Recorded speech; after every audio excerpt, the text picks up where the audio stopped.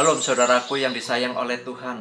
Renungan pagi untuk membuka hati, mengawali hari, melangkahkan kaki berjalan bersama dengan Tuhan.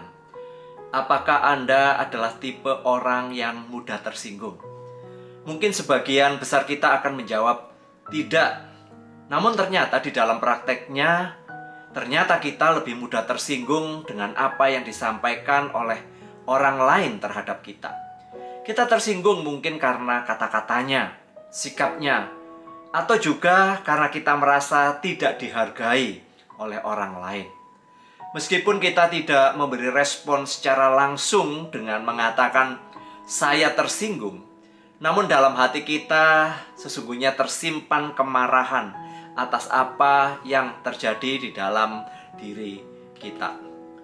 Pendeta Paul Gunadi mengatakan salah satu masalah yang sering muncul dalam relasi adalah ketersinggungan, yakni reaksi sedikit-sedikit tersinggung. Tidak bisa tidak, sikap seperti ini akan dengan cepat dapat meruntuhkan relasi kita. Akhirnya orang yang menjadi takut bergaul dengan kita, yang mudah tersinggung dan malah memilih menjauh dari kita. Pada dasarnya reaksi mudah tersinggung muncul dari sebuah sikap hidup yang terlalu personal. Maksudnya, kita meneropong segala sesuatu melalui lensa pribadi sehingga segala sesuatu dianggap berkaitan dengan diri kita. Demikian kata Pendeta Paul Gunadi. Ketika seseorang bertanya kepada Anda, mengapa Anda begitu pemarah? Mungkin respon kita adalah mengatakan dengan nada agak tinggi, saya tidak pemarah. Bahkan mungkin kita balik untuk menyalahkan orang lain. Dengan kita menyangkali sifat mudah tersinggung, hal ini akan membuat kita menjadi lebih buruk. Bahkan akan meninggalkan emosi dan kecemasan dalam diri kita yang akan berdampak pada relasi kita berikutnya. Namun jika kita menyadari bahwa memang kita mudah tersinggung, itu akan lebih mudah untuk kita dapat mengenali diri kita dan menolong kita untuk memperbaiki diri. Firman Tuhan hari ini berkata, janganlah lekas-lekas marah dalam hati, karena amarah menetap dalam dada orang bodoh. Pengkhotbah 7 ayat yang ke-9.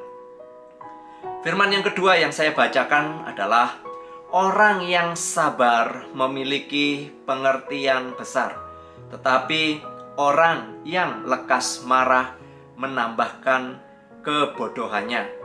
Amsal 14 ayat 29 dalam terjemahan Indonesian Modern Bible. Firman Tuhan mengingatkan kita agar tetap memiliki ketenangan dan kesabaran dalam menanggapi sesuatu. Dengan tenang akan menolong kita dapat melihat sumber masalahnya. Namun jika kita terlebih dahulu marah, maka akan menjadi sulit melihat sumber masalahnya. Sebab orang lain bisa mungkin akan ikut menjadi marah atau tersinggung dengan sikap kita. Sebagai anak-anak Tuhan, kita diberikan hikmat melalui Roh Kudus yang tinggal di dalam hidup kita untuk dapat menanggapi setiap kejadian dengan respon yang baik dan benar.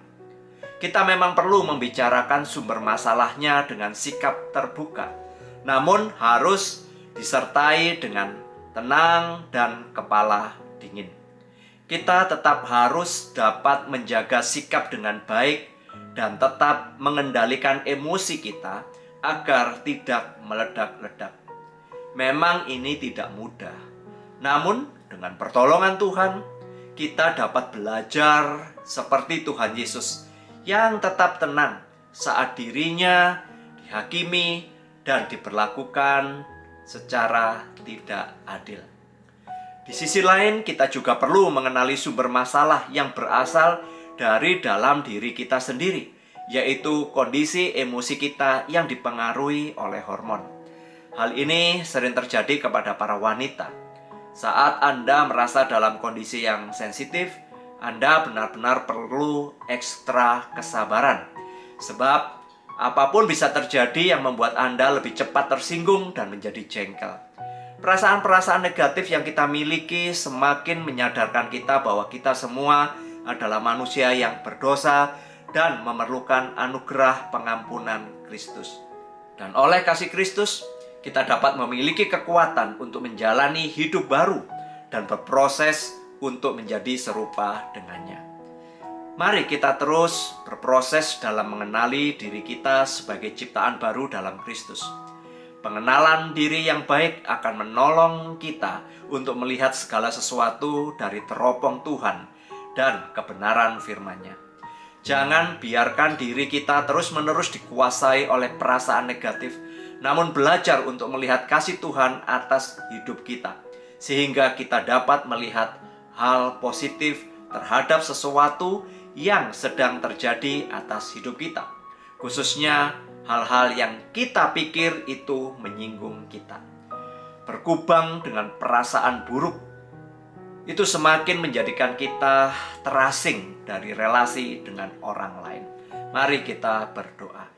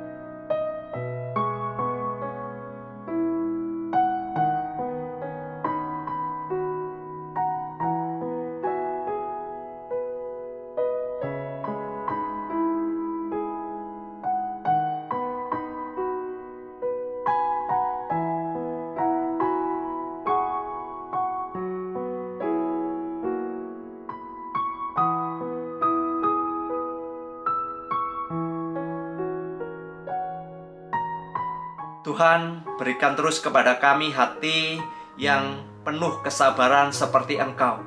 Berikan hati kami untuk tetap tenang di dalam menghadapi apapun yang menimpa kami. Mohon Roh Kudus selalu mengingatkan kami dan memberikan hikmat, sehingga kami belajar ketika sesuatu yang membuat kami tersinggung, kami tetap belajar dengan tenang menanggapinya. Kami mohon kuasa Tuhan membantu kami, menguatkan kami, sehingga nanti kami boleh menyelesaikan dengan baik dan sesuai dengan firman Tuhan.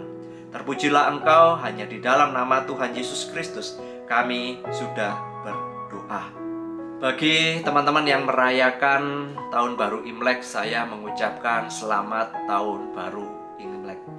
Kiranya melalui kasih Tuhan kita boleh merasakan kasih sayang dari Allah Bapa, penyertaan dari Tuhan Yesus Kristus, bimbingan daripada Roh Kudus memberkati kita hari ini sampai selama-lamanya. Amin.